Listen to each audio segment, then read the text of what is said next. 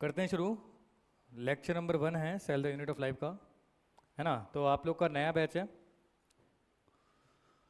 आप लोगों ने पीडब्ल्यू पहली बार ज्वाइन किया बेटा? हाँ, कितने लोगों ने इससे पहले कोचिंग कर रखी है? अच्छा, ऑफलाइन कोचिंग कर रखी है, ऑनलाइन कर रखी है। कितने लोगों ने ऑफलाइन कोचिंग कर रखी है इससे पहले? नहीं कर रखी है। आप सभी ड्रॉपर हैं?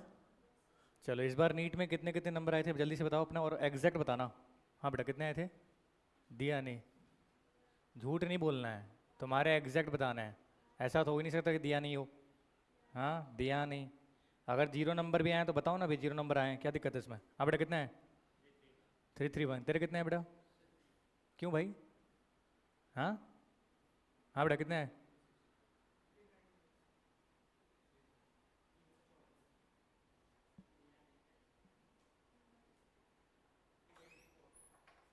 बेटा इतना पीटूंगा ना पहले ही दिन, सच बता रहा हूँ मैं। ये टाइम है तेरे क्लास में आने का? सारी काउंसलिंग कर दूंगा 2 मिनट में मैं, जल्दी रहा। हाँ,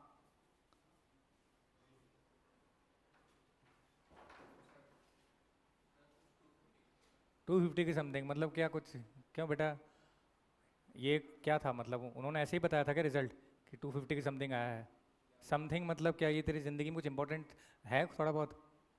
ये किसी का डेट ऑफ बर्थ थोड़ी तो भूल गया तू। नंबर है, एग्जैक्ट पता होना चाहिए। हाँ बेटा, कितने आए? तेरे तेरे कितने हैं? हाँ,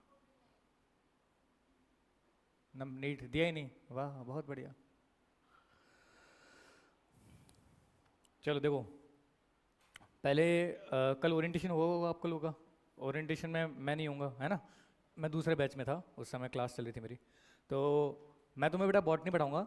एंड आपको ना यहाँ पर समझना है, पहला आज लेक्चर है, ठीक है।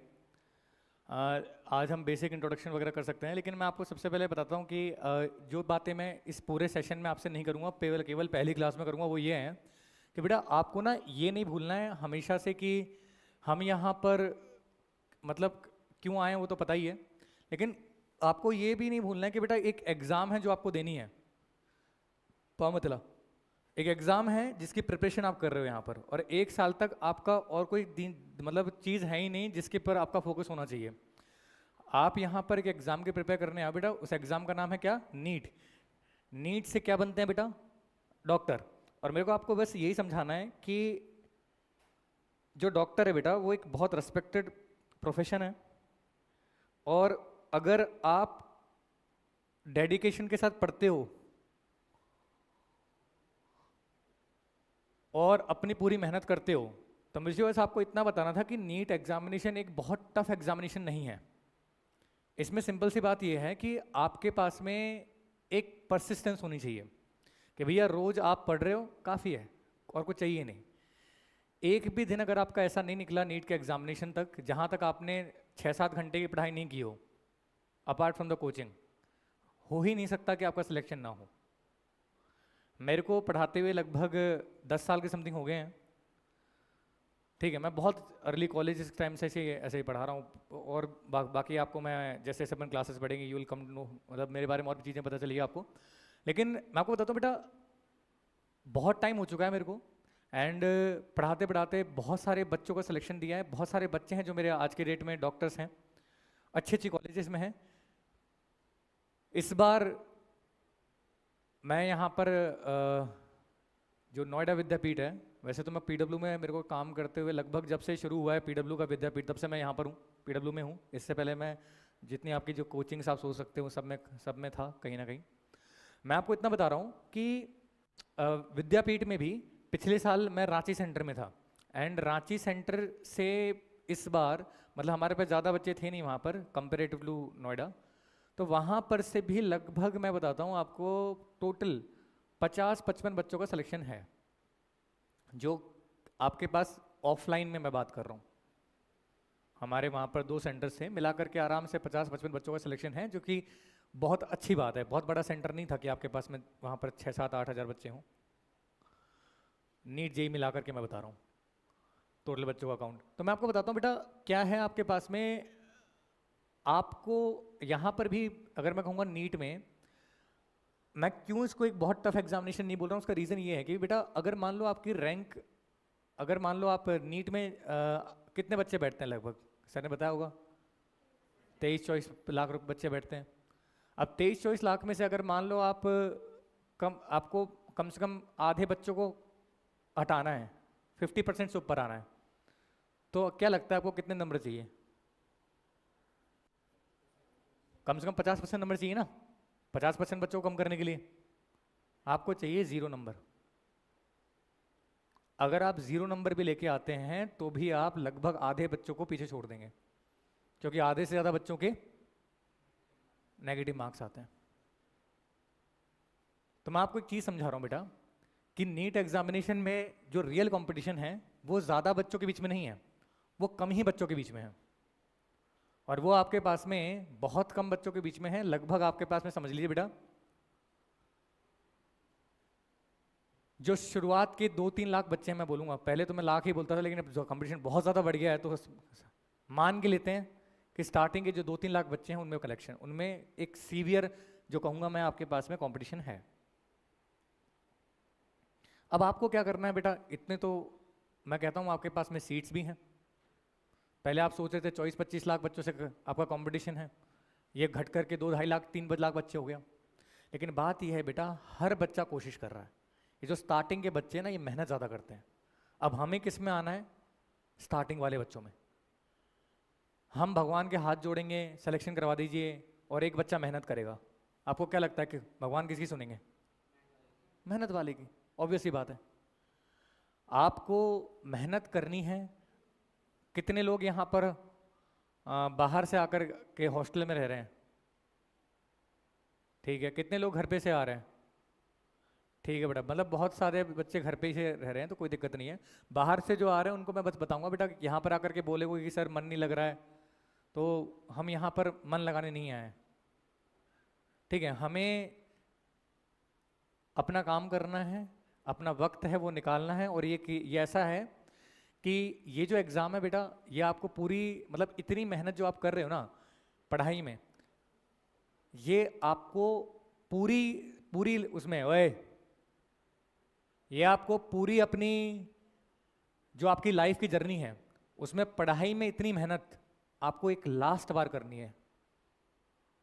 इसके अलावा कभी भी कोई ऐसा टाइम नहीं आएगा जहां पर आपको इतनी मेहनत करनी पड़ेगी मतलब, क्योंकि ये बेटा आपके ना ये चीज़, ये जो एग्जामिनेशन है, ये एग्जामिनेशन आपको केवल ये नहीं है कि आपके पास में एक कॉलेज दे देगी बेटा, ये आपको ना एक कैरियर दे देगी। ये आपको एक तरह से पता है हर जगह यहाँ जो मेन लड़ाई है वो है बेटा पैसों की। अब आप बोलोगे सर पैसों की क्यों? तो अगर आपका नीट में सिलेक्शन नहीं होता, अभी पता है आप लोग, कई लोग ऐसे भी बातें करेंगे, सर की कितनी सैलरी होगी, उन सर की कितनी सैलरी होगी, ये सारी बातें करोगे। मैं तुमको सिंपल सी बात बताता हूँ बेटा, तुमसे ज़्यादा पैसा कोई नहीं है, कोई नहीं कमा सकता अगर तुम ढंग से चाहो तो।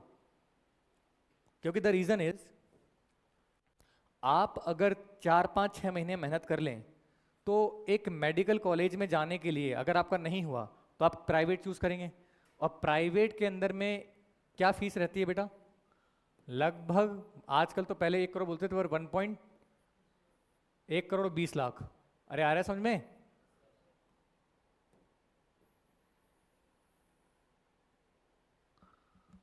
अब क्या, और इसमें एक और कैच बताता हूं बेटा, एक बच्चा है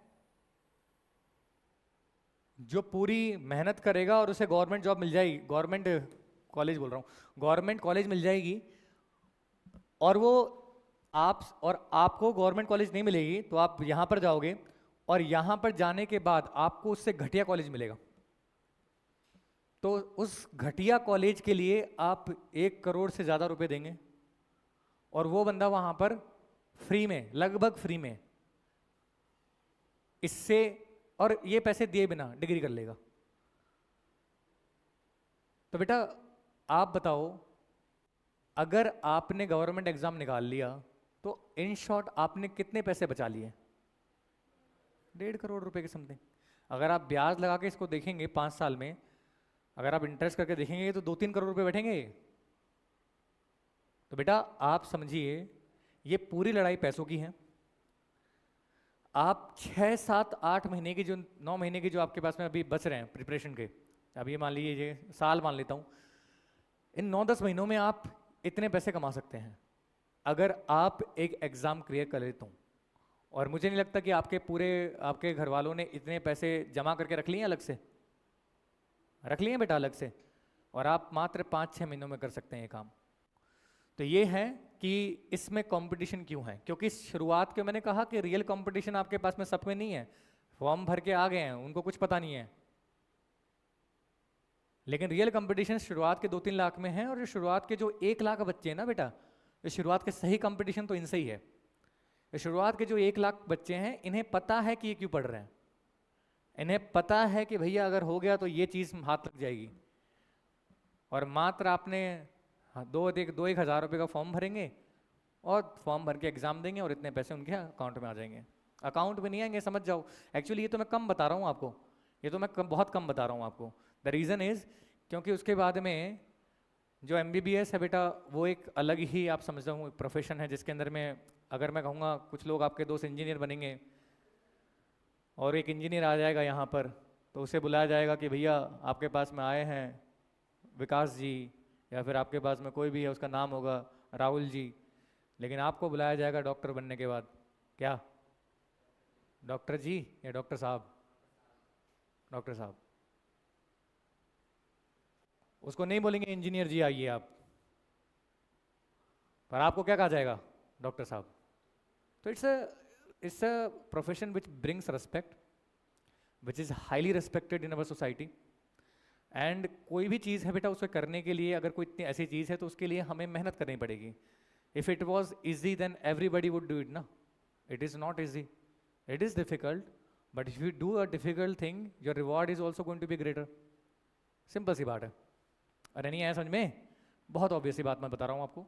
तो मैं आपको क्या समझा रहा हूँ, I am not motivating you for anything. Motivation तो तब चाहिए कि भैया जा कर के पाकिस्तान में बम बन के उड़ जाओ। ले बेटा कर सकता है, अपने देश को याद कर, अपने घर वालों को याद कर, और जय हिंद। तो ये तो आपके पास में मोटिवेशन लगेगा, पाँव मतला सीधा बैठ। हाँ, अब मैं कह रहा हूँ कि आपको बेटा मोटिवेशन इसलिए नहीं बोल रहा हूँ क्योंकि मोटिवेशन से ना मैं आपको यहाँ पहुँचा दूंगा, मैं आपको यहाँ पहुँचा दूंगा, यहाँ। लेकिन यहाँ पहुँचने के बाद भी आप दोबारा गिरोगे यहाँ पर, और हो सकता है इस बार ज़्यादा अच्छा गिरो। तो मैं आपको ये बोल रहा हूँ बेटा, मोटिवेट नहीं होना है, चीज़ों को समझना है और हमारा अपना लेवल नेचुरली ही अप करना है। अपना लेवल आपको नेचुरली ही अप करना है, अपना लेवल आपको नेचुरली ही ऊपर बढ़ाना है। आपको इतना समझना है बेटा कि मैं क्या समझाने की कोशिश कर रहा हूँ। मैं ये बोल रहा हूँ कि बेटा आपके पास में एक एग्ज़ाम है जिसका नाम है नीट, जो 1 साल बाद ली जाएगी। आपके पास टाइम है और आपको कुछ नहीं करना। लोग आप ये देखिए कि बहुत वैसी परिस्थितियों से जूझ जूझ कर भी एग्ज़ाम क्लियर कर देते हैं। आपके पास में सारी सहूलियत है, हमारी ऑफलाइन कोचिंग्स हैं। आप क्या गलती ना करें उनके बारे में आपको बताऊंगा आज, ठीक है। कई बार आप देखते हो कि एक समोसे वाला बन गया डॉक्टर, टेम्पर ग्लास बेच लगा रहा था, बन गया डॉक्टर। बात ये बेटा उसमें और आप में ज़्यादा फर्क है नहीं। आपको लगेगा कि यार उसमें तो बहुत फर्क है, कैसे बन गया वो। बात ये लेक्चर उसको भी मिल रहे थे, लेक्चर तुम्हें भी मिल रहे हैं। फर्क इतना सा है कि तुम्हारा टाइम जो था, तुम अपना स्क्रीन टाइम देखोगे तो तुम्हारा स्क्रीन टाइम आराम से 8-10 घंटे जा रहा है। मैंने कल भी देखा था, 6-7 घंटे तो जा ही रहा आराम से। अब बात ये कि वो 6-7 घंटे में तुम स्क्रीन मतलब अपना फोन यूज करके रील देख रहे थे, और वो बंदा उस समय समोसे बेच रहा था। अब समोसे बेच रहा है, उसका भी टाइम वेस्ट हो रहा है, तुम्हारा वेस्ट हो रहा है। सिंपल सी बात है, जितना तुमने पढ़ा हो सकता है और उसने घर पे जाकर के थोड़ा सा 2 घंटे ज्यादा पढ़ लिया, और शायद उसकी थोड़ा सा आपके पास में उसको वो चीजें पसंद आती हूं। बात ये है बेटा, मैं आपको कह रहा हूं कि आप और वो एक ही लेवल पर हैं, क्योंकि जितना टाइम वो समोसे बेचने में लगा रहा है उतना टाइम आप रील देखने में लगा रहे हैं। और हो सकता है उस बंदे का इंटरेस्ट हो पढ़ने में, तो अगर वो 6 घंटे भी पढ़ रहा है तो वो इंटरेस्ट से पढ़ रहा है, और उसे पढ़ना है, उसे बनना है, उसे मजा आता है वो चीज करने में। तो कर लिया उसने, कौन सी बड़ी बात है। अब सेम चीज अगर तुम अपने अंदर ले आओ, क्योंकि मैं ये चाहता हूं कि कल को जब रिजल्ट आए तो मेरे स्टूडेंट्स कल को जाकर के भैया डॉक्टर बने। मैं ये नहीं चाहता कि भाई कोई दूसरे कोचिंग से बन रहा है, नहीं चाहता हूं मैं, क्योंकि मैं चाहता हूं कि मेरा स्टूडेंट बने मेरी क्लास का जिसे मैंने पढ़ाया है, और आपको भी यही समझना है कि मेरा सिलेक्शन हो।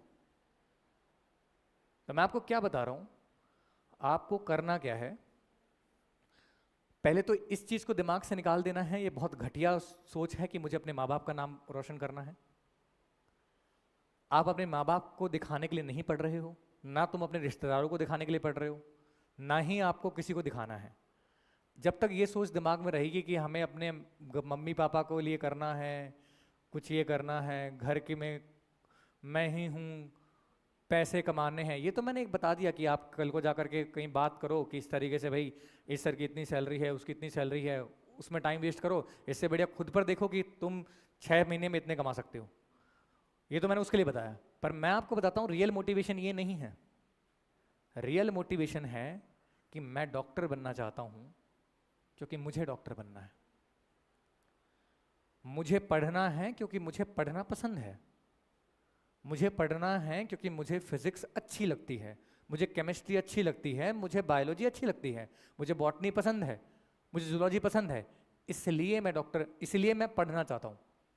और पढ़ने के बाद में क्योंकि डॉक्टर का फ्यूचर बहुत अच्छा है, मेरी लाइफ अच्छी सिक्योर हो जाएगी, इसलिए मुझे डॉक्टर बनना है, और समाज में रिस्पेक्ट मिलेगी, इसलिए मुझे डॉक्टर बनना है। मुझे इसलिए नहीं बनना कि कल को जाकर के मेरे माँ बाप का नाम रोशन हो जाएगा। माँ बाप को दिखाने के लिए नहीं पढ़ना है। ये बहुत बेकार मोटिवेशन है जिसको लेकर के अच्छे कितने सारे बच्चे हर साल सिलेक्शन से पीछे रह जाते हैं, क्योंकि I was doing this for, if you are doing this for somebody else, और समबडी में आपके पेरेंट्स भी समबडी ही है। आपसे जब मैं कहता हूं आप, तो it's you, that's it, nobody else. तो आप जब सबके ये बड़ा हमारे ना इमोशनल ट्रैप में घुसा देते हैं इसमें कि भाई हमें माँ बाप के लिए नाम देखो, तो वो उनकी गलत, माँ बाप इंडियन पेरेंट्स को नहीं पता अपने बच्चों की परवरिश कैसे करते हैं, सही बात ये है।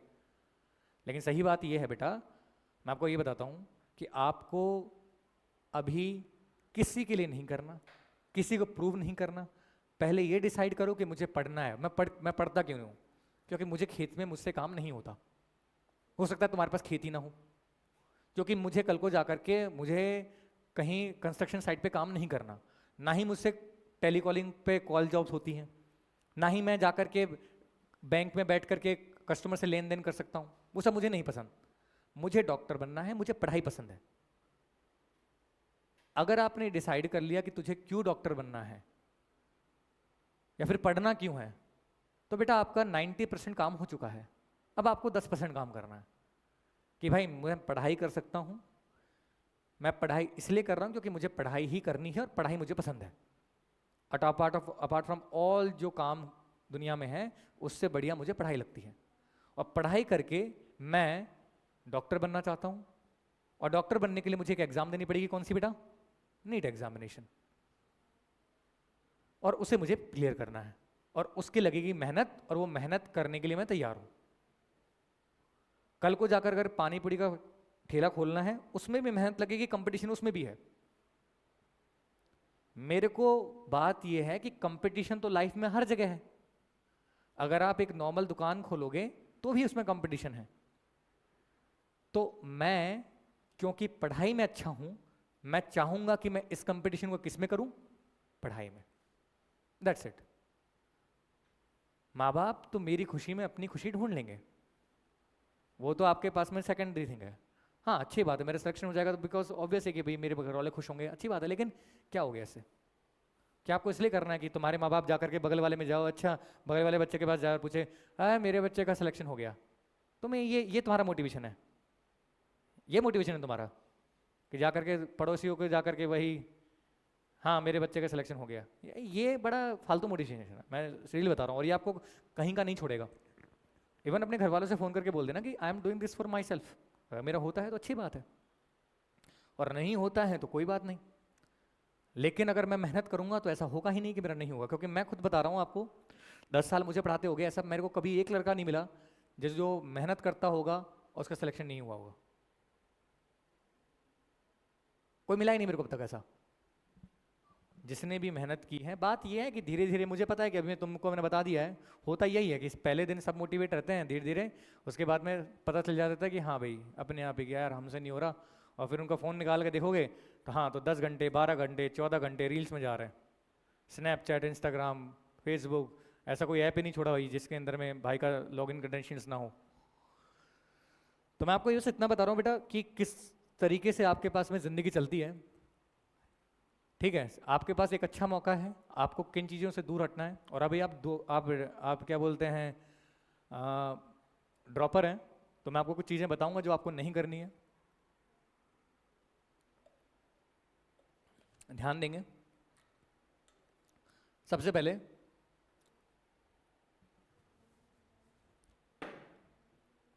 पहले आपको अपने आप को ड्रॉपर समझना बंद करना है कि आपको, सर मुझे तो आधी चीज़ें आती है, केवल आधी चीज़ें पढ़नी है। आपने हो सकता है इतना पढ़ रखा होगा, लेकिन एग्जाम में दोबारा इतना आएगा, दोबारा इतना ही आएगा। दोबारा एग्जाम में ये नहीं कि आपने इतना पढ़ रखा है तो यहां से पूछेंगे, ना ना ना।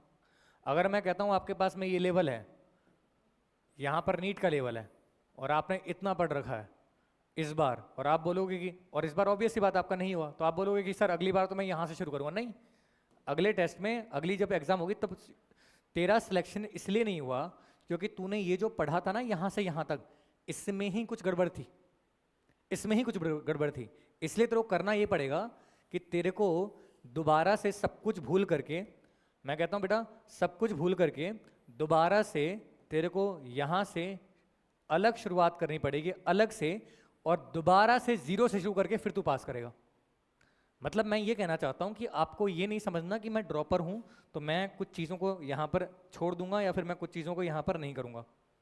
आपको सारी चीज़ें करनी है और स्टार्टिंग से करनी है। आपको नोट्स बनाने हैं, आपको लिखना है क्लास में, टीचर जो बता रहा है, आपको हर एक चीज़ को घर में जा करके देखना है, और आपको हर एक चीज़ को स्टार्टिंग से इस तरीके से करना है कि मुझे जीरो से कुछ नहीं आता।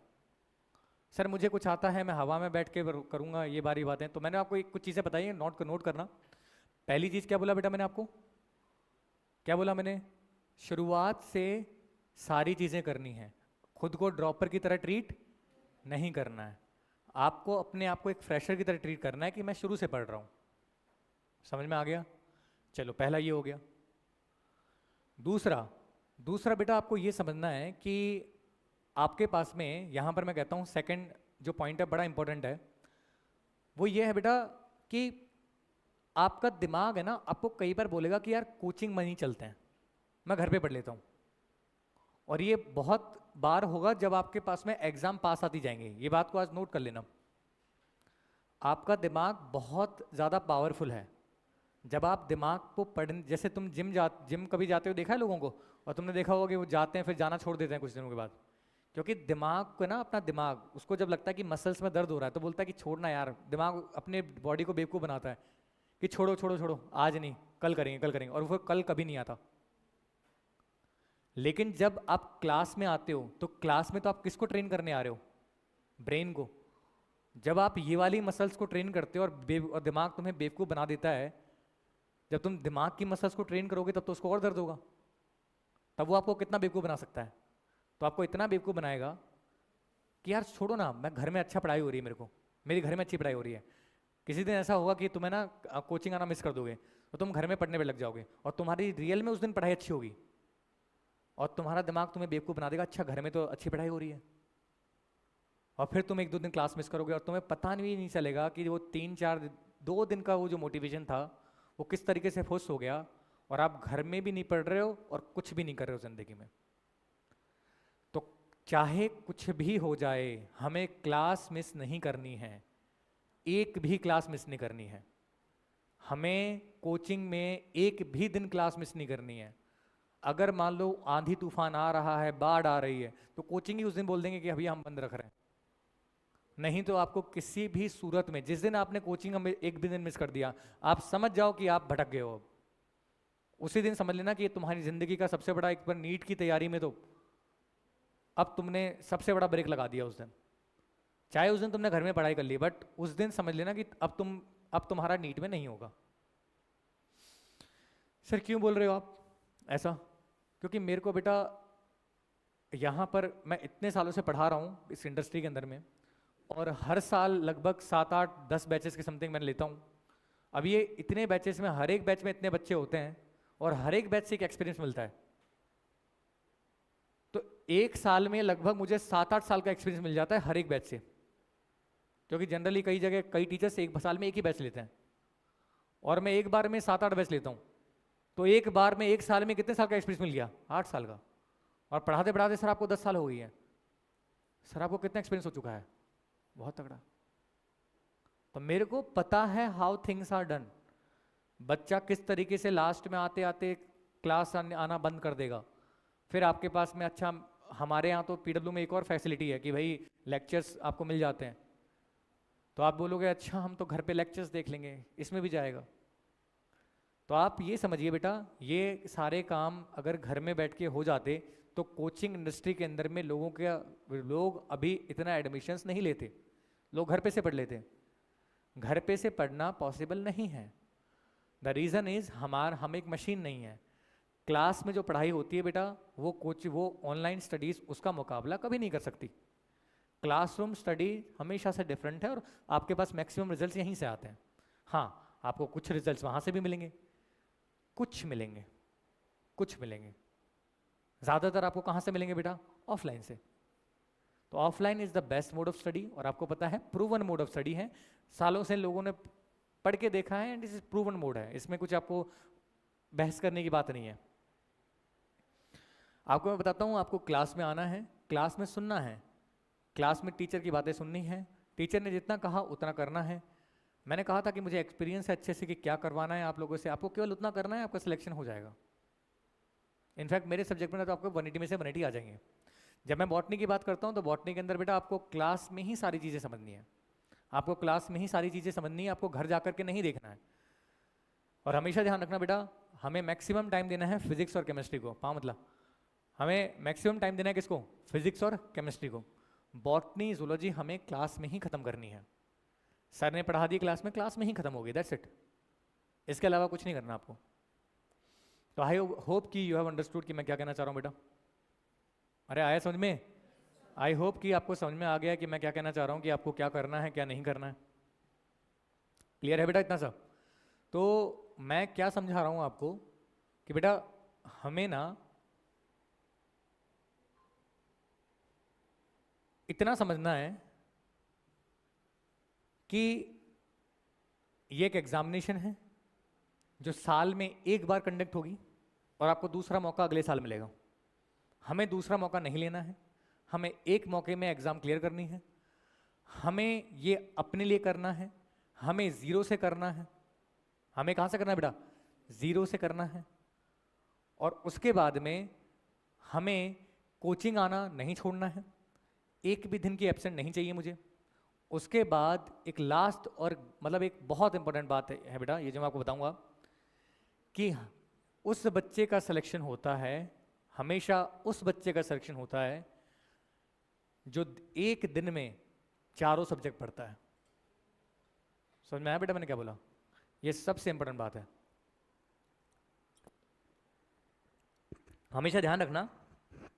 सिलेक्शन हमेशा उस बच्चे का होगा जो बच्चा एक दिन में चारों सब्जेक्ट करेगा।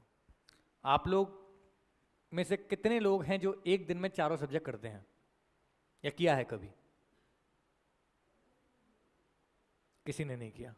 इसीलिए आपको, और अभी इसीलिए इसमें से किसी का भी नंबर उतना भी नहीं था कि 500 के करीब आता रहो, कि 500 नंबर किसी को हों, किसी के नहीं हुए। एक दिन किया हो, सच सच बताना, एक दिन किया हो। अच्छा, एक लड़के ने किया है, नहीं किया हो। जब तक आप एक दिन में चारों सब्जेक्ट्स पढ़ने की रोज हैबिट नहीं डालेंगे, आपका सिलेक्शन नहीं हो सकता। हो सकता है बहुत रेयर में, पर ज़्यादातर बच्चों का सिलेक्शन उनका ही होता है जो हर सब्जेक्ट को कनेक्ट करके रखते हैं। और मैं आपको बता देता हूँ कैसे करना है। कोचिंग में सुबह सुबह आपका बैच खत्म हो गया, घर जा कर के 3 घंटे फिजिक्स, 3 घंटे केमिस्ट्री, और 1 घंटा बॉटनी और जूलॉजी। आसान है, बहुत आसान है। लेकिन सर फिर तो हमारे पास कुछ और टाइम नहीं बचेगा, और कुछ करने के लिए टाइम चाहिए ही नहीं, टाइम बचेगा नहीं, टाइम होगा ही नहीं तुम्हारे पास। और सिंपल सी बात है कि अगर आप ये करोगे तो आपका सिलेक्शन होने से कोई नहीं रोक सकता। लेकिन आप ऐसा नहीं करोगे तो बहुत ज़्यादा चांसेस है कि आपका सिलेक्शन नहीं होगा, आप भी आ जाएंगे उसी 20-30 लाख में। ठीक है,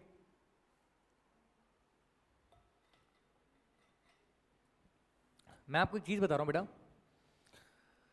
आपको बहुत बहुत ज़्यादा एक चीज़ समझनी है, वो ये है कि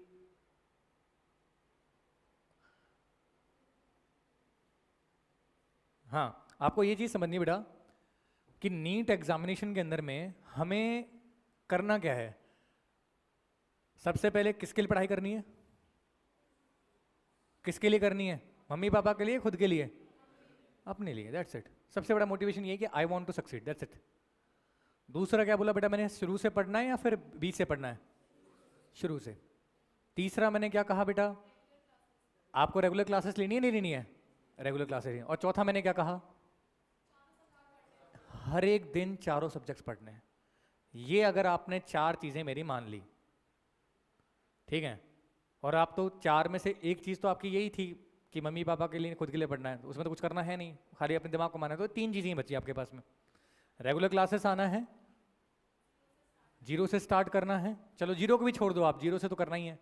केवल 2 चीज़ें, रेगुलर क्लास आना है और चारों सब्जेक्ट्स को हर दिन पढ़ना है। केवल 2 चीज़ें हैं कि रेगुलर क्लासेस आना है और आपके पास में हर एक दिन आपको चारों सब्जेक्ट्स पढ़ने हैं, दैट्स इट। तीसरा काम करना नहीं है आप, हो गया। आपको तीसरा काम क्यों करना है?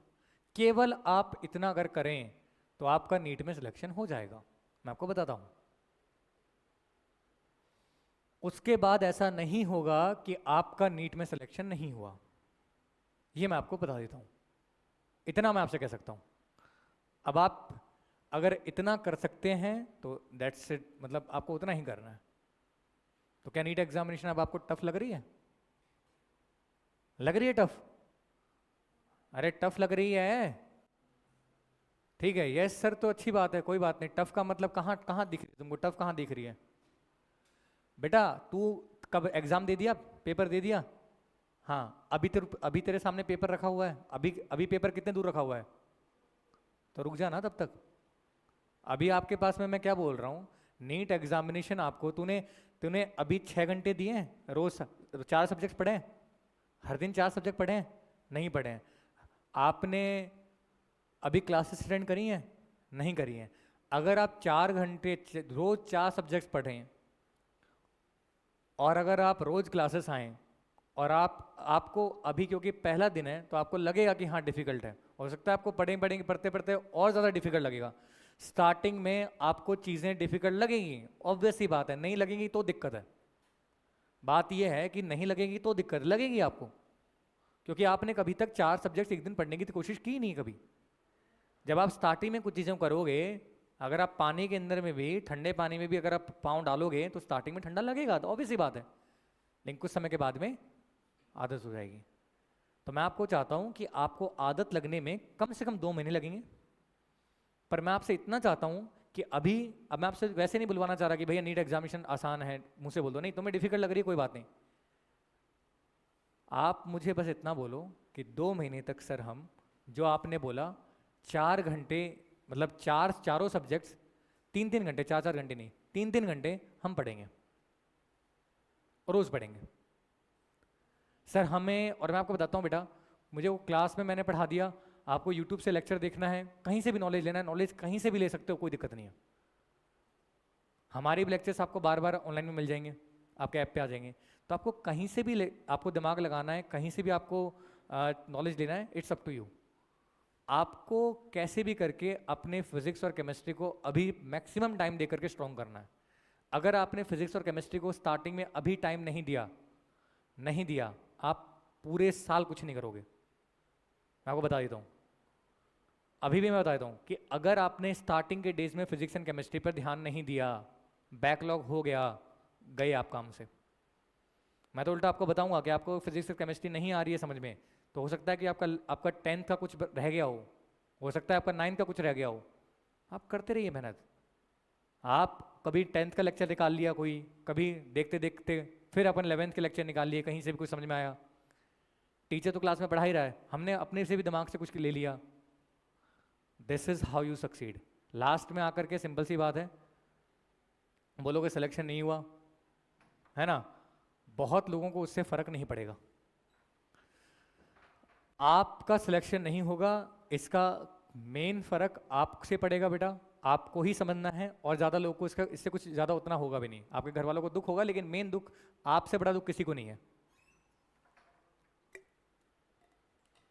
बुरा तो मुझे भी लगेगा, 1 साल मेहनत करी और सिलेक्शन नहीं आया, ठीक है, लेकिन सिंपल सी बात यह है बेटा कि आपकी लाइफ है, आपको ही करना है। चलिए, तो बेटा आज मैं आपको पढ़ा रहा हूँ, आज शुरू करते हैं। बस इतना सा आपको बताना था, मैं ज़्यादा टाइम लेता नहीं हूँ बेटा, ठीक है। ये लेक्चर है बेटा आपका, लेक्चर कोड है आपका YN402MA, हमेशा ध्यान रखना, यही ना। हाँ, यहाँ पर लेक्चर नंबर होता है, ये आपका 1 है, अगली क्लास मेरा 2 होगा, फिर 3 होगा। इस तरीके से आपको ये भी ध्यान रखना है कि सर का पिछला लेक्चर 1 था तो अगले दिन 2 होगा। कहीं अगर गलती से यहाँ पर गलत लिखा हो तो बता देना मेरे को। चलो, आज का तो मैं हो गया, इतना ही है मेरा, यही आपका इंट्रोडक्शन था कि आप लोग को मैं एक बार बता सकूं कि मोटिवेट नहीं कर रहा हूं, मैं आपको बता सकूं रियलिटी क्या है। और बाकी बेटा मैं बॉटनी पढ़ाऊंगा, मेरे को क्लास में अलग से मेरी क्लास वर्क चाहिए। मैंने कहा था 0 से शुरू करेंगे, जिन लोगों ने नहीं बनाई है बना लेना अच्छी सी नोटबुक, बॉटनी की क्लास वर्क और एक होमवर्क। होमवर्क मैं क्या दूंगा वो मेरे ऊपर है, लेकिन बॉटनी की क्लास वर्क होमवर्क बना लेना। ज़्यादा टाइम दिन की बात नहीं है, 1 साल की बात है, 1 साल हमें साथ में रहना है, आपको ज़्यादा हवा में नहीं उड़ना है मेरे साथ में कि सर हमें ये आता है वो आता है। तुम्हें कुछ नहीं आता है, तुम्हें खाली होकर रखना है। तुम यहाँ पर खाली बर्तन हो जिससे मुझे भरना है, तुम ऑलरेडी भरे रहोगे तो क्या भरूंगा मैं। तो तुम्हें मैंने कहा था 0 से करनी है हमें चीज़ें। चलिए, तो क्लास वर्क कब तक बन जाएगी बेटा? क्लास वर्क कब तक बन जाएगी? अगली क्लास में बन जाएगी। हाँ, तो अगली क्लास में क्लास वर्क बना लेनी है। होमवर्क मैं आपको बताऊंगा कि क्या करना है होमवर्क, लेकिन नोटबुक बना लेना है अलग से, बड़ा और बड़ा बनाना है। ऐसा नहीं कि छोटा सा नोटबुक बना ली, बड़ी सी नोटबुक बनानी है, लगभग इतनी बड़ी तो आराम से होनी चाहिए, both class work and homework, ठीक है। चलो भाई, इसकी तो ज़्यादा ही बड़ी है, इतनी भी नहीं चाहिए, मतलब हाँ इतनी भी चलो ठीक है, लेकिन बना लेना, ठीक है। बड़ी जितनी भी हो दिक्कत नहीं है, पर छोटी नहीं होनी चाहिए, फिर आपकी 2-2 हो जाएंगी वो। चलो, तो मैं आपको बताता हूँ बेटा, जल्दी से हम पढ़ते हैं आज के लेक्चर में। हाँ बेटा, आज का लेक्चर सबसे पहले हम एक नया चैप्टर शुरू कर रहे हैं बेटा। इस चैप्टर का नाम क्या है? सेल। आप सभी को बैच का एक्सेस मिल गया?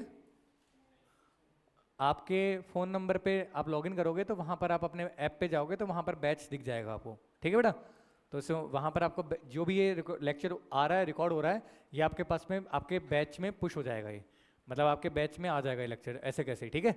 लेकिन लेक्चर मुझे वहाँ देखने से बढ़िया आपको यहाँ देखना है। लेक्चर आपको तब अटेंड करने हैं जब बहुत ज़्यादा इमरजेंसी हो जाए कि भाई आप सर मैं एब्सेंट था, ये था, क्लास में ही कंप्लीट करना है। मैंने कहा था कि आपको कभी भी क्लासेस मिस नहीं करनी है, ये ध्यान रखना है हमेशा।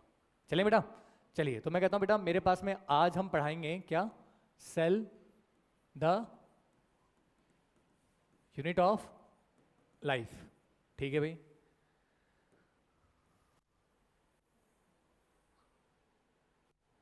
बेटा सेल क्या होता है, कोई पूछे बताएगा, बताना एक बार। ग्रुप ऑफ टिश्यूज है ना, बहुत बढ़िया बेटा। कौन है ग्रुप ऑफ टिश्यूज बोलने वाली लड़की? वाह। तो ऑर्गन्स क्या होते हैं बेटा? देखो, सबसे पहले आपको ध्यान रखना है, see what is a cell. अगर मैं कहूँगा लाइफ, मैं क्या कहूँगा बेटा? लाइफ, जिंदगी, जिंदगी की सबसे छोटी इकाई। अगर मैं कहूँगा कि मेरे पास में ये बिल्डिंग है, ये बड़ा क्लासिकल एग्जांपल है, हर कोई यही देता है कि इस बिल्डिंग के अंदर में मैं कहूँगा इसकी सबसे छोटी इकाई क्या है? ईंट। तो ब्रिक्स क्या होगी इसकी? Basic unit. क्या होगी बेटा? Basic unit. देखो, बेसिक यूनिट का मतलब होता है जिस चीज़ से मिलकर के चीज़ें बनती हैं। मैं आपसे एक सिंपल सी बात बोलता हूँ बेटा, मेरे पास में यहाँ पर अगर मैं ये मकान का एग्जाम्पल सबसे अच्छा एग्जाम्पल है कि इस मकान को मैं तोड़ूं, को सबसे किससे मिल मिल के बनाया गया है भैया? इसको बनाया किस किस के? ब्रिक्स से। तो ब्रिक्स इसकी क्या होगी? सबसे छोटी इकाई। स्मॉलेस्ट यूनिट क्या होगी बेटा? Smallest unit. वैसे ही मैं कहूंगा कि मेरे पास में लाइफ है, लिविंग ऑर्गेनिजम्स है, एक कुत्ता है, बिल्ली है, गधा है, भेड़ है, बकरी है, इंसान है, और इन सभी को अगर मैं कहूंगा कि लाइफ की सबसे छोटी इकाई क्या है, तो क्या कहोगे बेटा? सेल। क्या कहोगे बेटा? सेल। मतलब मैं आपसे ये कहना चाहता हूं कि सेल जिंदगी की सबसे छोटी इकाई है। सेल से छोटी कोई चीज लिविंग नहीं होती। सर मतलब आप क्या कहना चाहते हो? बेटा मैं ये कहना चाहता हूं कि cell is the basic structural and functional unit of all living organisms. अब आप मुझे बोलोगे कि सर मेरे पास तो ये मेरे पास एक सेल ऑर्गेनल है और ये माइटोकॉन्ड्रिया है। क्या बेटा? ये माइटोकॉन्ड्रिया। अब आप मुझे बोलो कि माइटोकॉन्ड्रिया किस में होता है? सेल के अंदर होता है ना। माइटोकॉन्ड्रिया तो सेल के अंदर होता है। तो आप मुझे बोलोगे कि सर माइटोकॉन्ड्रिया तो सेल के अंदर होता है, तो माइटोकॉन्ड्रिया जो है वो तो सेल से भी छोटा हो गया, तो ये बेसिक यूनिट क्यों नहीं है? कोई बताएगा मेरे को? हाँ बेटा। बहुत बढ़िया बेटा। बात ये मैंने कहा था कि आपके पास में जो खुद से जिंदा रह सके। क्या बोला बेटा मैंने? खुद से जिंदा रह सके। अगर मैं इसे बाहर छोड़ दूंगा तो क्या ये खुद से जिंदा रह पाएगा? नहीं। तो उसने क्या कहा, एक वर्ड यूज किया कि इंडिपेंडेंटली एग्जिस्ट कर पाएगा? नहीं। इसीलिए माइटोकॉन्ड्रिया क्या नहीं है बेटा? बेसिक यूनिट नहीं है। लेकिन कब तक एक चीज जिंदा रह सकती है? जब तक वो सेल है। इसीलिए मैं कहता हूं बेटा, देखो आप यहां पर अपन पहला पॉइंट क्या लिखना शुरू करना है। हम पहला लाइन क्या लिखेंगे कि anything which is less than a cell does not ensure independent existence. कोई भी चीज जो सेल से छोटी है वो इंडिपेंडेंट एग्जिस्टेंस शो नहीं करती। इसीलिए हम कहते हैं सेल को बेसिक स्ट्रक्चरल एंड इसीलिए हम क्या कहते हैं सेल को? Basic structural and functional unit of all living organisms. देखो मैं क्या कह रहा हूं बेटा, समझो कि एनीथिंग लिखो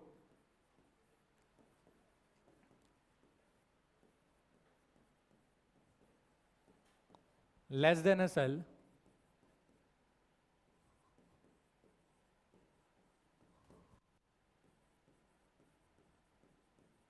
does not ensure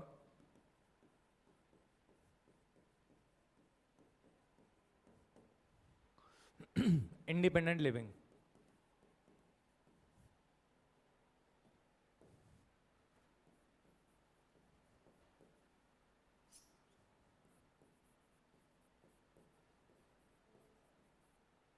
That's why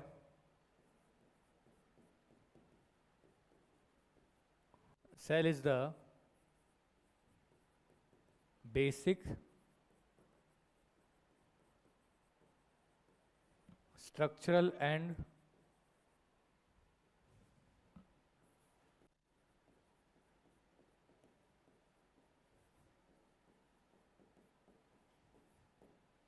functional unit of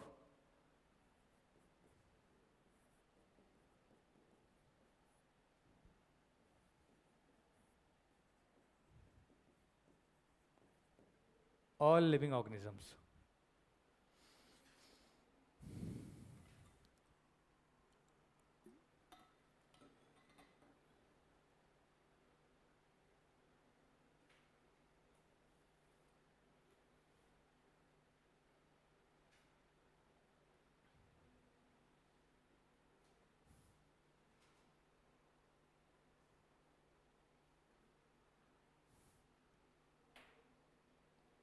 हो गया बेटा?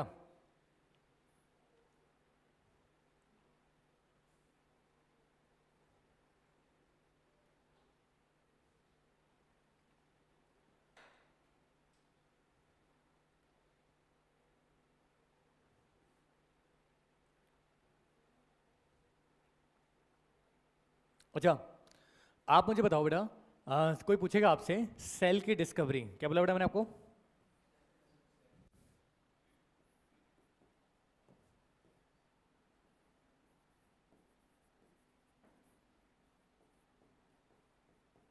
डिस्कवरी ऑफ सेल बेटा किसने की थी आपको पता होगा? Robert Hooke. ये तो कॉमन जनरल नॉलेज वाली बातें हैं, शायद जेई वाली बता देंगे कि रॉबर्ट हुक ने आपके पास में सेल की डिस्कवरी की थी कितनी, कौन सी ईयर में बेटा? 1665 में, ठीक है। ये बड़ी बेसिक सी बातें लिखा रहा हूँ आज मैं, ठीक है। रॉबर्ट हुक ने 1665 में सेल की डिस्कवरी की थी। लेकिन बेटा इन्होंने जो सेल्स देखे थे वो कैसे थे? बहुत बढ़िया। इन्होंने डेड कौन से सेल्स देखे थे बेटा? कॉक सेल्स, ठीक है। इसके इनके बाद आते हैं बेटा एक और साइंटिस्ट, उनका नाम क्या है? Anton von Leeuwenhoek. तो हमारे पास में सबसे पहले वो देखते हैं कौन से सेल को? लिविंग सेल को। किसको देखते हैं बेटा? लिविंग सेल को। तो कोई तुमसे पूछेगा कि फर्स्ट लिविंग सेल किसने देखा, तो क्या बोलोगे बेटा? एंटोन वॉन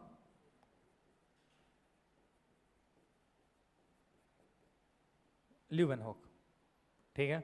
अगला बोले, अगला क्या बेटा? बोलिए। हाँ, वेरी गुड। न्यूक्लियस की डिस्कवरी किसने करी है बेटा? रॉबर्ट ब्राउन ने। क्या डेट पता है बेटा? 19 तो नहीं होगा, 18 शायद 31।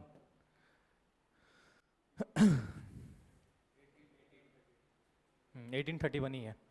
चलो तो हम देखते हैं बेटा क्या है आपके पास में डेट इसकी? 1831। क्लियर है बेटा?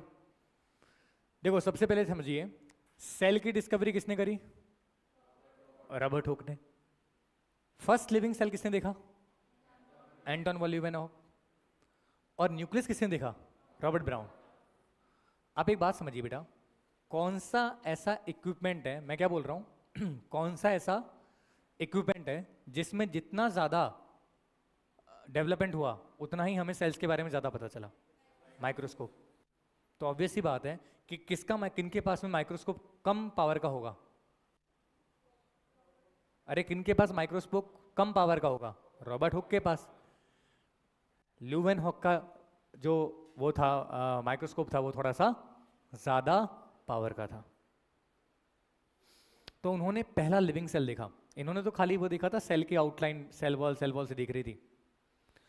तो आपके पास में पहला लिविंग सेल देखा इन्होंने, मतलब, और इन्होंने ना मतलब सब कुछ देखा। सबसे पहले इन्होंने पानी को देखा कि देखा यार उसमें कुछ चीजें घूम रही है, बैक्टीरिया होंगे। फिर उन्होंने पॉन्ड वाटर लिया, देखा उसमें तो और भी ऑर्गेनिजम्स हैं। फिर उन्होंने रेन वाटर लिया, उन्होंने फिर सलाइवा लिया, भाई सलाइवा में उसको कुछ सेल्स दिखे।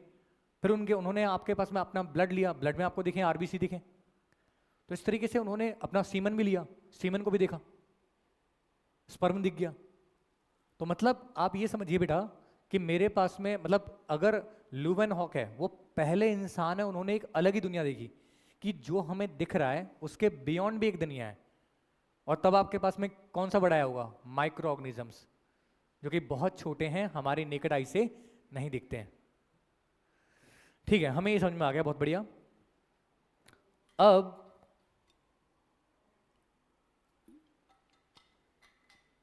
हम सेल से बने, ठीक है, पर ये बात सबसे पहले किसने कही? बेटा आज की डेट में हमें बचपन से सिखा दिया गया कि हम सेल से बने हैं, लेकिन सबसे पहले किसने कहा होगा ना ये बात? बेटा ये बात कहती है अपनी सेल थ्योरी। कौन कहती है बेटा? सेल थ्योरी दी थी दो साइंटिस्ट ने, स्लीडन और श्वान। स्लीडन एंड श्वान। तो सेल थ्योरी कहती है कि सारे ऑर्गेनिज्म सेल और प्रोडक्ट ऑफ सेल से बने हुए हैं। समझ में आया बेटा मैं क्या बोल रहा हूं? तो आपको गौर करना है, सबसे पहला चीज वो ये है कि आपके पास में अब क्या पढ़ रहे हैं अपन?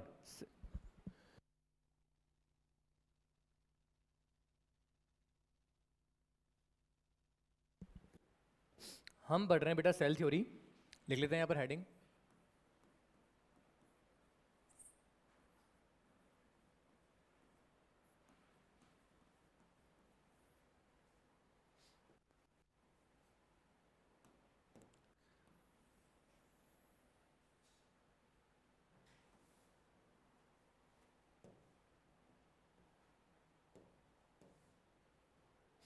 सेल थ्योरी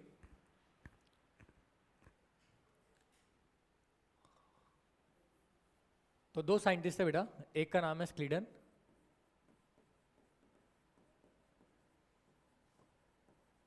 एंड श्वान,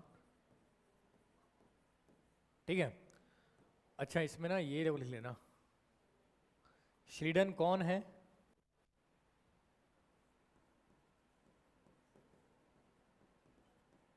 बॉटनिस्ट। और श्वान कौन है बेटा? इसको ऐसे याद रखना कि श्वान का मतलब हिंदी में क्या भी होता है बेटा? हंस, है ना? कुत्ता भी होता है संस्कृत में। तो दोनों ही क्या है? एनिमल्स। तो श्वान वॉज अ जूलॉजिस्ट। तो श्रीडन एंड श्वान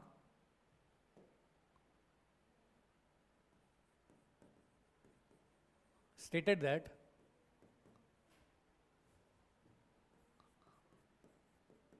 all living organisms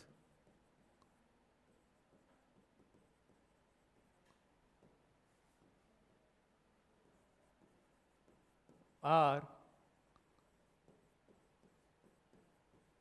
made up of, किससे बनते हैं बेटा? Cells and product of cells. और इसी को क्या कहते हैं बेटा? Cell theory. और इसी को कहा गया, सेल थ्योरी तो ठीक है, पर इसे क्या कहा गया बेटा? Classical cell theory. क्या कहा गया बेटा? समझ में आ गया बेटा? अरे क्लियर है इतना सा?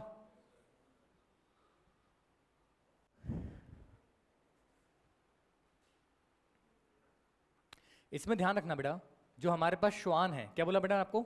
श्वान। श्वान कौन है? जूलॉजिस्ट है या बॉटनिस्ट है? जूलॉजिस्ट। तो श्वान ने और काम किया, तो श्वान ने also studied plant cells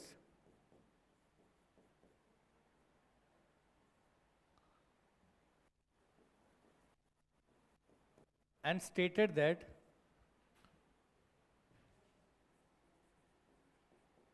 all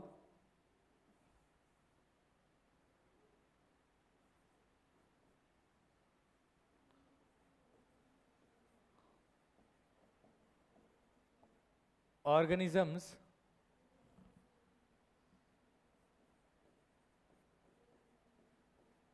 compose a, sorry, have a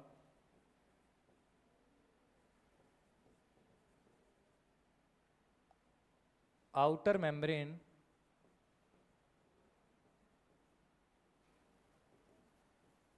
in a cell, क्या कहते हैं उसे बेटा? सेल मेम्ब्रेन या फिर प्लाज्मा मेम्ब्रेन। उन्होंने कहा सारे सेल्स के पास में सेल मेम्ब्रेन या फिर plasma membrane.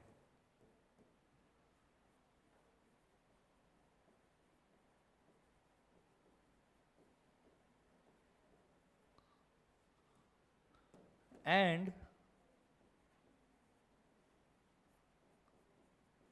plants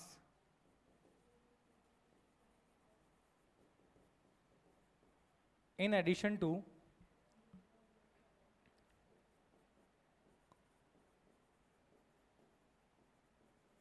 cell membrane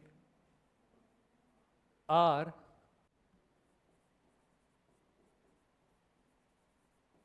composed of an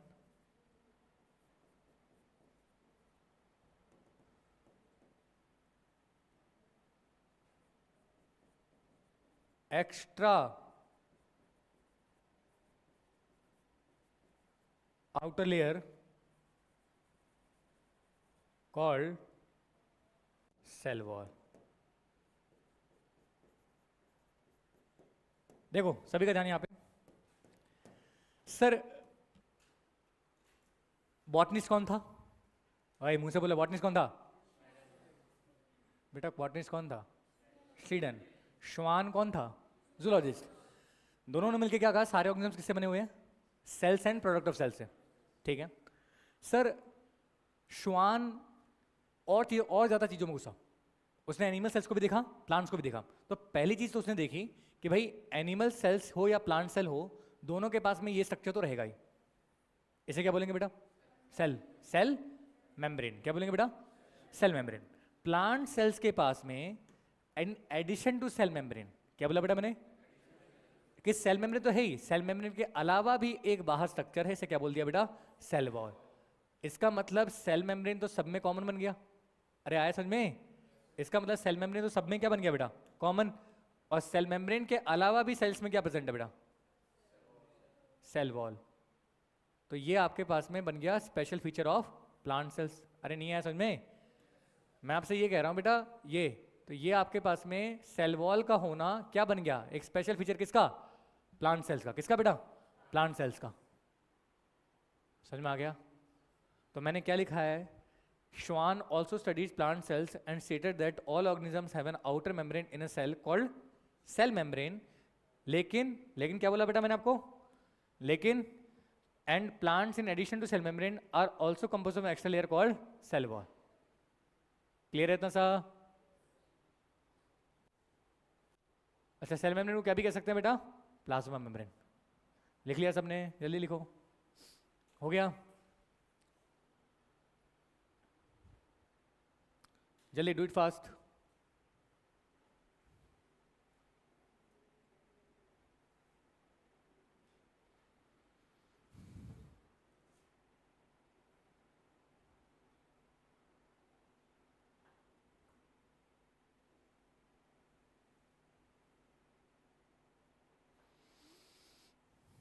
हो गया बेटा? अभी क्या बोल रहा हूं मैं? लेकिन देखो, अभी भी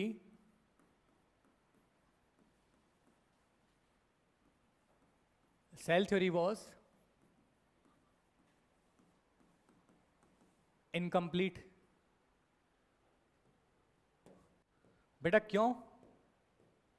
क्योंकि सेल थ्योरी ये तो बताती थी कि सेल्स कहाँ, सेल्स आपके पास में कि भैया सारे ऑर्गेनिज्म सेल से बने हुए हैं, लेकिन वो नहीं बताती थी कि सेल्स कैसे आते हैं। अब ये स्टेटमेंट सही है या गलत है? नए सेल्स कहां से आते हैं? क्या बोला बेटा आपने? नए सेल्स। अगर मैं सेल्स कहां से आते हैं बात करूंगा तो ये बात कहां पहुंच गई? कहां पहुंच गई? सही बोल रहे हो? कौन बोल रहा था? कहां पहुंच गई बेटा? बोलो बेटा, कहां पहुंच गई? कोई तो बोल रहा था इवोल्यूशन पे पहुंच गई। अरे भाई, सेल्स कहां से आते हैं अगर हमने ये पूछ लिया तो ये बात तो कहां पहुंच गई? एवोल्यूशन पर। अरे नए सेल आ गया, नया सेल कहां से आया? जब आपको ह्यूमन रिप्रोडक्शन पढ़ाया जाएगा, मैं तो नहीं पढ़ाऊंगा, सर पढ़ाएंगे जूलॉजी वाले, तो वो आपको क्या पढ़ाएंगे कि नया इंसान कैसे आता है धरती पे, या फिर ये बताएंगे इंसान कैसे आया धरती पे? नया इंसान। जब इंसान कहां से आया धरती पे, तब तो ये किस में चला गया? एवोल्यूशन पे। तो बेटा यही आपको समझना है कि सेल थ्योरी वाज इनकम्प्लीट। इसका reason, as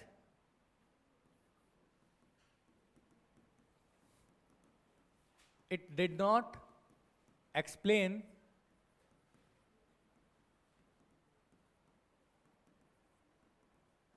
origin of new cells. Cell theory incomplete थी क्योंकि ये नहीं एक्सप्लेन कर रही थी क्या बेटा? Origin of new sales. समझ में आ गया बेटा? तो हमारे पास एक नए साइंटिस्ट आए बेटा, क्या नाम था इनका?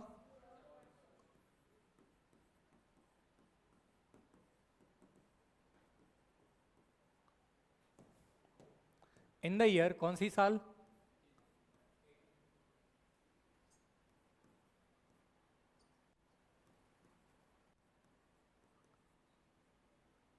फिफ्टी फाइव में इन्होंने एक टर्म दिया। क्या टर्म दिया बेटा?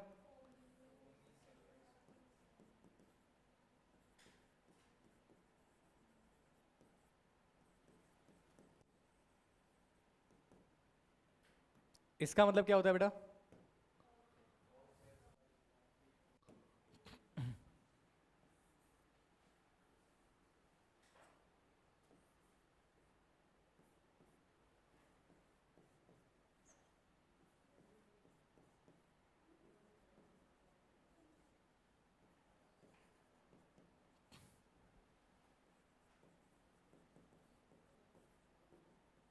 All cells arise from pre existing cells, मतलब हमेशा नए सेल्स कहाँ से आते हैं बेटा? पुराने सेल से। और हमने ये पढ़ लिया है किसमें? 11th क्लास में। किसमें? अरे माइटोसिस, 1 से 2, 2 से 4, 4 से 8, 8 से 16, 16 से 32। नहीं आ रहा समझ में? हमने ये पढ़ा है ना, किसमें पढ़ा है? माइटोसिस में, कि ये हमेशा नए सेल्स किससे आते हैं? पुराने सेलों से। तो इसे कहा गया ओमनी सेलुलर ई सेलुलर। और अब ये सेल थ्योरी क्या हो गया? कंप्लीट। क्या होगी बेटा? Cell theory complete. तो हमारे पास में नाउ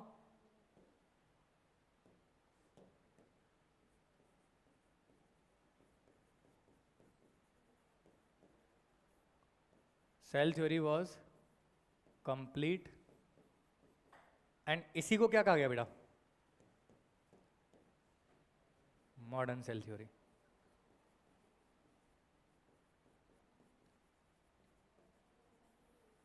तो मॉडर्न सेल थ्योरी में कौन से पॉइंट्स हैं?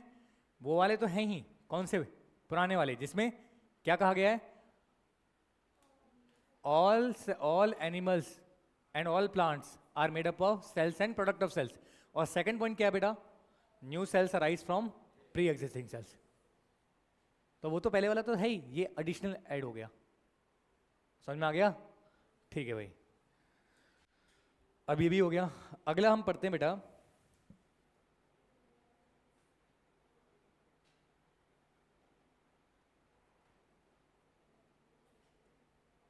हाँ, अब हम पढ़ते हैं बेटा अगला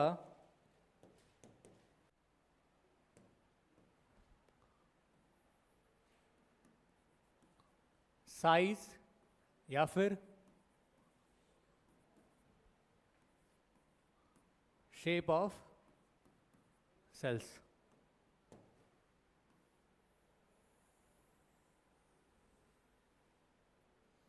ठीक है भाई, बढ़ते हैं आगे।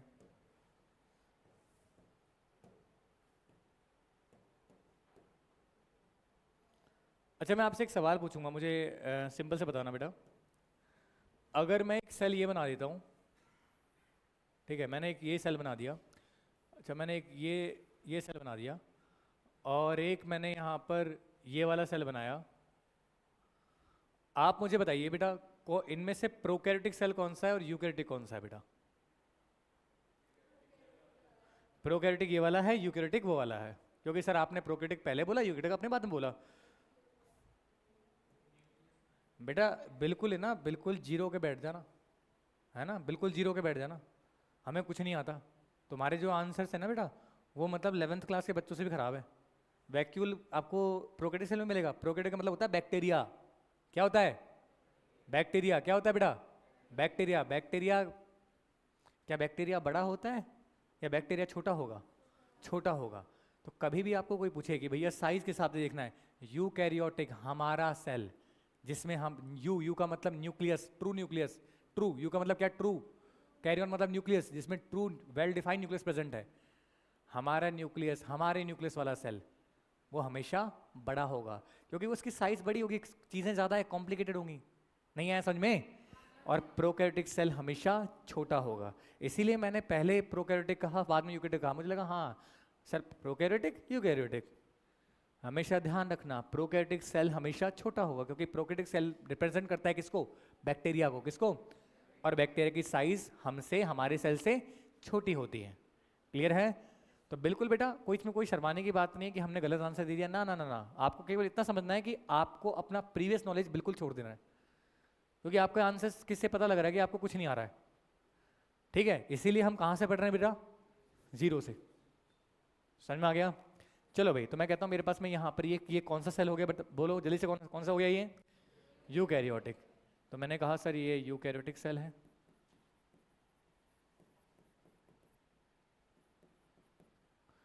और ये वाला बेटा आपके पास में हो गया कौन सा?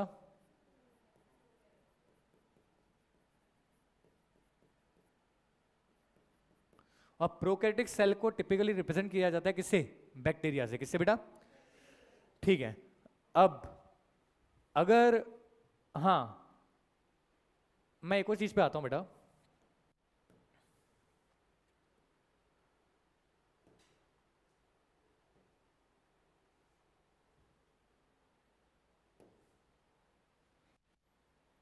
इसकी साइज अगर कोई तुमसे पूछेगा तो यहां पे लिख लेना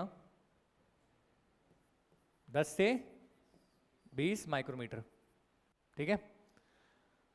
इसकी क्या दे रखी है एनसीईआरटी में? 2 से 3 माइक्रोमीटर दिए हुई है ना, ये दिए कुछ और दिए?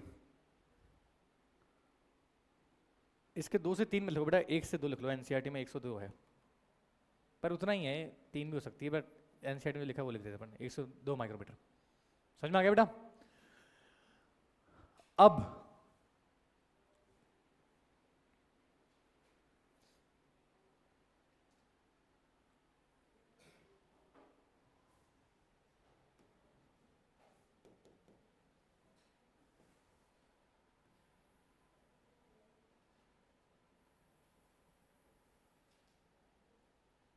बेटा मैं कहता हूं ये लार्जेस्ट सेल है,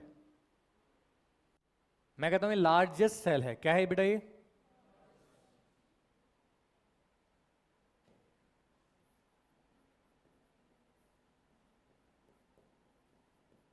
ठीक है, ये तो है, लेकिन ये क्या है फिर? क्या है ये? ऑस्टिस एग। अरे ऑस्ट्रिच का अंडा देखा है बेटा?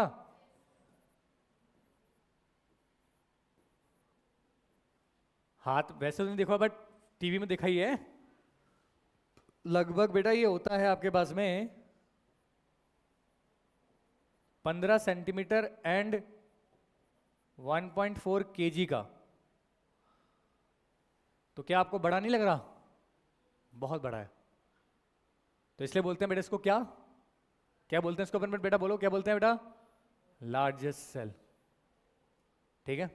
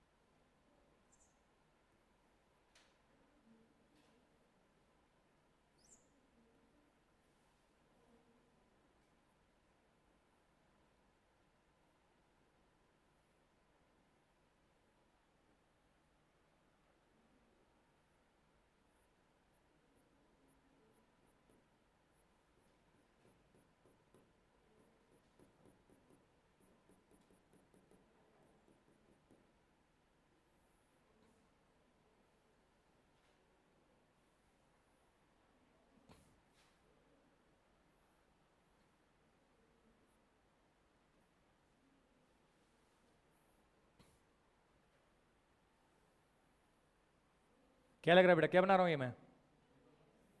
न्यूक्लियस। क्या बना रहा हूं बेटा मैं? न्यूक्लियस। न्यूक्लियस और न्यूरॉन में फर्क है कुछ बेटा? न्यूरॉन क्या बना रहा हूं मैं? ठीक है। तो न्यूरॉन को क्या बोल सकते हैं अपन बेटा? Nerve cells. क्या बोल सकते हैं बेटा अपन? Nerve sales.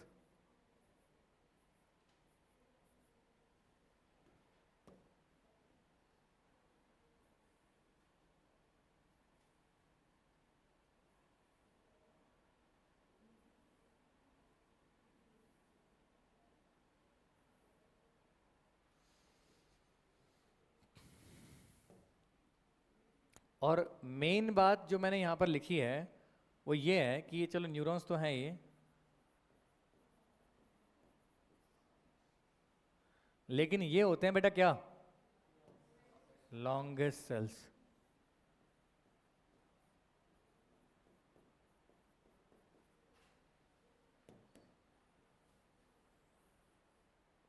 ठीक है। अब सभी यहां पे ध्यान देंगे बेटा। देखिए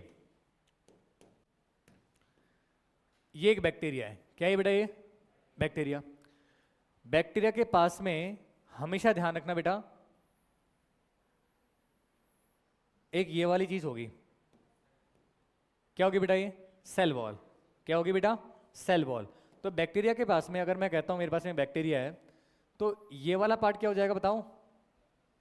सेल मेम्ब्रेन क्या हो जाएगा बेटा, बोलो। ठीक है, मुझे बताओ ये वाला पार्ट क्या हो जाएगा, ये वाला सेल वॉल।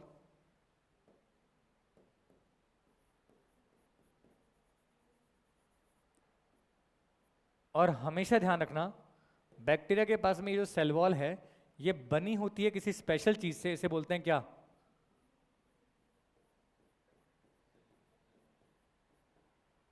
पेप्टिडोग्लाइकन। क्या बोलते हैं, बैक्टीरिया सेल वॉल किससे बनी होती है बेटा, पेप्टिडोग्लाइकन, जिसे प्यार से कहते हैं म्यूरिन। क्या कहते हैं बेटा, म्यूरिन। क्या कहते हैं उसे अपन, म्यूरिन।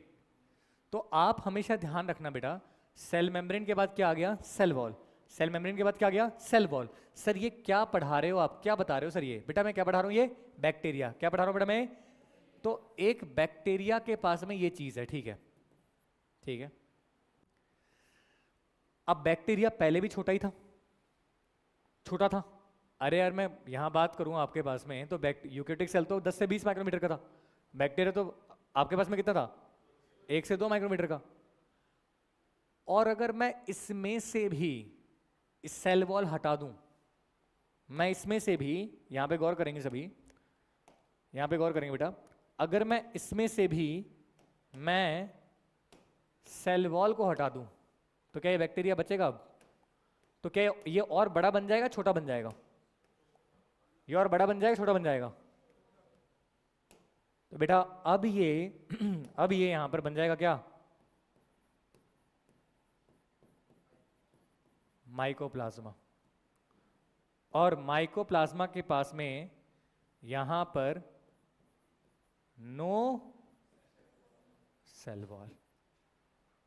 क्या होती है बेटा, नो सेल वॉल। और तो मैं कहता हूं बेटा यहां पर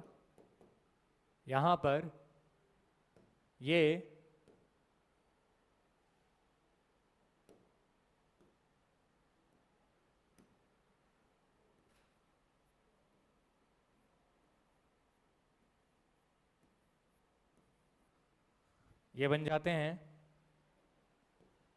क्या,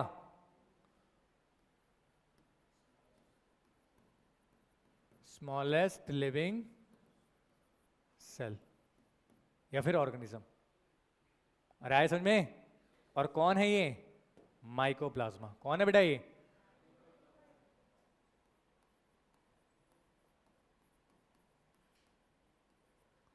और पता है इन्हें क्या भी कहा जाता है बेटा, पीपीएलओ। क्या भी कहा जाता है इनको, प्लूरो निमोनिया लाइक ऑर्गेनिजम्स। और ये जनरली पैथोजन होते हैं, पैथोजन का मतलब डिजीज कॉजिंग। क्या होते हैं बेटा ये, डिजीज कॉजिंग। क्या होते हैं बेटा ये, डिजीज कॉजिंग। क्या होते हैं बेटा, डिजीज कॉजिंग। तो इनकी अगर मैं बोलूंगा बेटा, हाँ इनकी साइज आपको सबसे छोटी लिखनी है, 0.1 से 0.3 माइक्रोमीटर। कितनी लिखनी है बेटा, 0.1 से 0.3 माइक्रोमीटर। तो यहां पर लिख देना है 0.1 से 0.3 माइक्रोमीटर। क्लियर है इतना सा, आ गया समझ में। देखो बेटा मैं हर चीज को यहां पर बोर्ड पे लिख के समझा रहा हूं, और यही मैं समझता हूं। कई बार क्या होगा, कई इंस्टीट्यूट में आप जाओगे, टीचर पीपीटी लेके आ गया, बेटा पीपीटी से समझ में नहीं आता, पीपीटी को तो बस ला के दिखा दिया, इसमें ये होता है, इसमें ये होता है। यहां मैं आपको लिख करके बना करके समझा रहा हूं। आपके लिए बेस्ट यही है कि आप क्लास में लिख करके समझें। तो आपको भी क्लास में बना करके लिख के समझना है, ताकि आपको चीज़ें समझ में आएगी। और आपको केवल बॉटनी को बॉटनी क्लास में पढ़ के ख़त्म करना है, ताकि आप ज़्यादा टाइम किसको दे सकें, फिजिक्स और केमिस्ट्री को।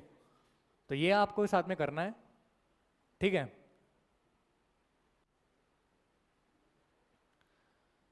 तो ये हो गया अपना,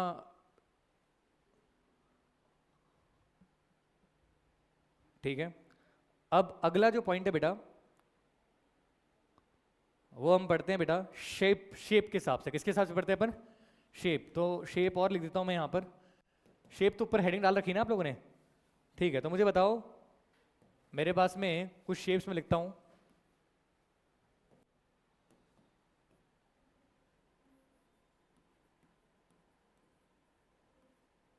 राउंड या फिर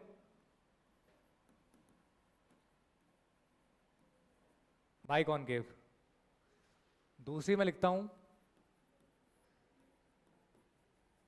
इलोंगेटेड, तीसरी मैं लिखता हूं बेटा ब्रांच्ड, और मैं लिखता हूं फ्लैट, और मैं लिखता हूं कॉलमनार,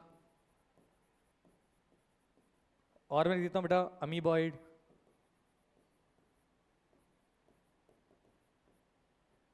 हाँ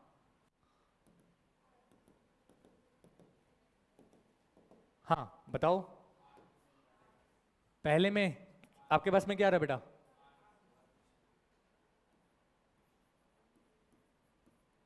इलोंगेटेड में क्या जाएगा?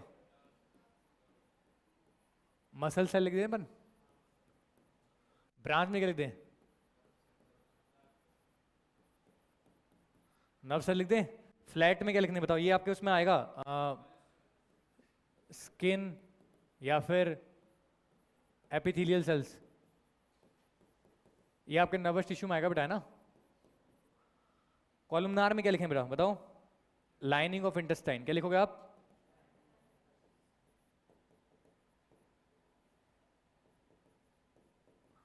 और ये आसान है लास्ट वाला, बताओ। WBC, ठीक है, लिखो जल्दी से।